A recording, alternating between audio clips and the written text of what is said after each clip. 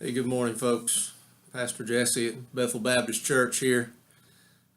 Yesterday evening we celebrated Maundy Thursday, the Last Supper, the last Passover that Jesus shared with his disciples before his crucifixion the next morning. So if you follow the timeline from dinner time yesterday evening, you know that in the middle of the night Jesus went to the Garden of Gethsemane to pray, and that Judas had left the rest of them and went to the Jewish elders to betray Jesus. So Jesus is in the Garden of Gethsemane. He prays 3 different times, "Father, take this cup from me, nevertheless, not my will, but yours be done," sweating great drops of blood while Peter, John, and James are falling asleep a short distance away. And the last time that Jesus prays, he comes back and finds his brothers asleep and tells them, "Get up, his betrayer is at hand." Judas betrays Jesus with a kiss. A little squabble ensues in which one of the high priest's servants has his ear cut off by Peter. Jesus tells him to put his sword away and heals the servant of the high priest. And then he's taken to the home of Caiaphas, where he's given a sort of mock trial, which is entirely illegal even by Jewish standards. They pronounce him guilty of blasphemy because he, being a man, claimed to be the Son of God, and he did it very powerfully, quoting a vision from the book of Daniel about the Son of Man coming in the clouds at the right hand of the Father. So the Jewish elders have convicted Jesus, and then they send him off to Pilate. They're asking Pilate to do something about Jesus, and Pilate says, "This is not a matter for me. You Jews see to it yourselves." So then Jesus is taken before Herod, and he speaks no words. Herod simply thinks him a maniac or a fool and sends him back to Pilate. Pilate receives Jesus and questions him about his kingdom, which is not of this earth, Jesus says. Pilate questions Jesus about truth. What is truth? Pilate scoffs. And he tells Jesus, "Do you not realize that I have the power to either set you free or to have you killed?" And Jesus says, "You'd have no power if it weren't given to you by my Father." And then Jesus is given this deal, or the Jews are given this deal, where each Passover, Pilate allows one prisoner, one of the Jewish prisoners, to go free. So he brings out Jesus, who he finds no guilt in, and the prisoner Barabbas, who is an insurrectionist, likely guilty of murder. Barabbas is a pretty bad guy. And so he asks the crowd, "Who would you have me to release to you? Jesus, who's called the Christ, or Barabbas?" And the crowd shouts that they would rather have Barabbas freed, and what to do with Jesus is crucify him. The whole crowd screams, "Crucify him, crucify him." And Pilate washes his hands, basically saying, "I am not guilty of this man's blood. I tried to release him, I tried to free him. You didn't want it that way, so you see to it. You want him crucified? See to it." Jesus has been beaten, bloodied, mocked, wearing a crown of thorns, purple robe, purple towel, at least purple linen that was probably torn away from something else and draped across him just before he went before the people. He was probably very difficult to recognize, the scriptures tell us, because of the beating, because of the whipping that he received. And He's been up basically for probably 28, 30 hours, somewhere in that range, by 9 a.m. that morning. And he had walked carrying his own cross to Golgotha. And over the next 6 hours, the Son of God hangs on a cross and is mocked, ridiculed, and eventually gives up his spirit at about 3 p.m. in the afternoon. I wanted to give you some confidence in the crucifixion story.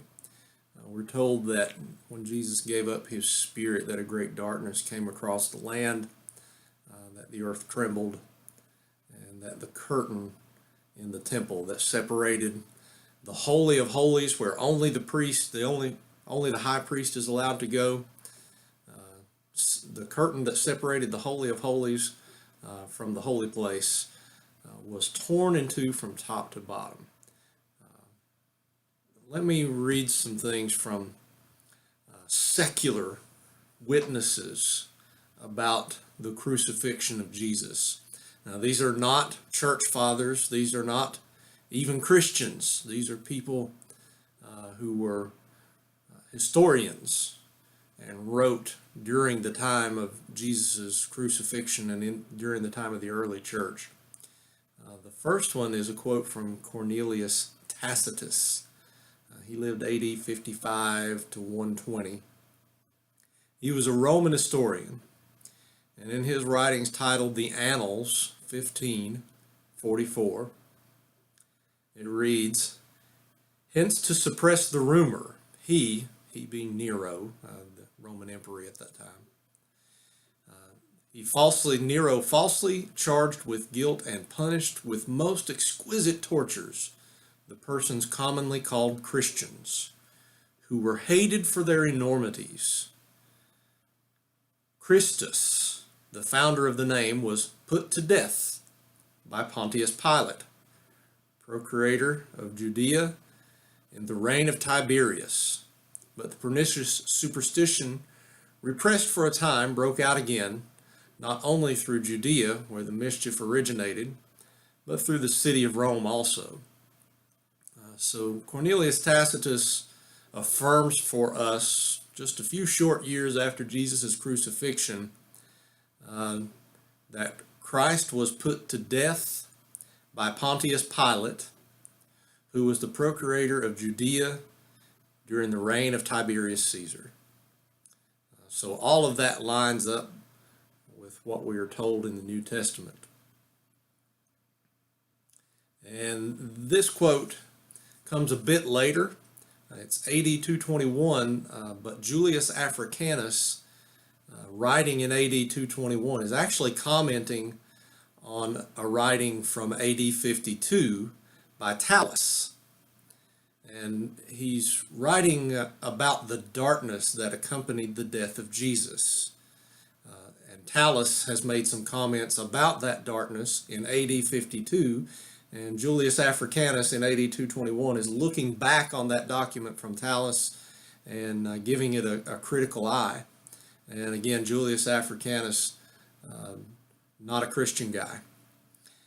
So he writes, Thallus, in the third book of his histories, so Thallus is a historian, explains away this darkness as an eclipse of the sun, unreasonably, as it seems to me.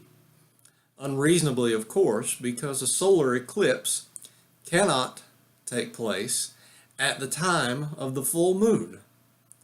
And it was at the season of the Paschal full moon that Christ died. This is from Julius Africanus's Chronography 18.1. So we got two different secular sources there that affirm Jesus' life and crucifixion under Pontius Pilate and the darkness that accompanied his crucifixion. Don't ever let anyone tell you that this is just a fairy tale, that it's just a story. Don't ever let anyone tell you that Jesus was not a real man. No historian on the face of the planet would agree with that, whether they have faith in Jesus or not. And don't ever let anyone tell you that the crucifixion story is a lie because, well, we can't find evidence of Pontius Pilate. There's been an abundance of evidence of the existence of Pontius Pilate over the last decade or so. We have plenty of proof that Pontius Pilate served as the procurator of Judea during the reign of Tiberius Caesar, and that is what both our Bibles and these Roman histories that I've read for you also affirm.